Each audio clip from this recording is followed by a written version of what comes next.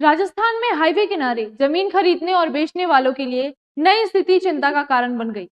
राष्ट्रीय राजमार्गों के दोनों ओर 75 मीटर क्षेत्र से जुड़े नियमों के कारण जमीन के कारोबार पर असर पड़ने लगा। खासकर भरतपुर और आसपास के इलाकों में जमीन की खरीद फरोख्त की रफ्तार धीमी पड़ गई है और कई जगहों पर जमीन के दाम भी प्रभावित हुए हैं। जानकारी के अनुसार हाईवे के दोनों तरफ 75 मीटर दायरे में आने वाली जमीनों पर निर्माण और भूमि उपयोग से जुड़े नियमों को लेकर लोगों में असमंजस बना हुआ है।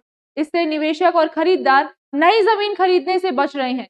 कई भूमि मालिकों का कहना है कि पहले जिन जमीनों की मांग काफी अधिक थी, अब उनके खरीदार कम हो गए हैं। रियल एस्टेट कारोबार से जुड़े लोगों का मानना है कि नियमों की स्पष्ट जानकारी नहीं होने और भविष्य में संभावित प्रतिबंधों की आशंका के कारण बाजार में अनिश्चितता बढ़ी है। इसका सीधा असर जमीन की कीमतों और सौदों की संख्या पर दिखाई दे रहा है। कई लोग फिलहाल जमीन खरीदने का फैसला टाल रहे हैं।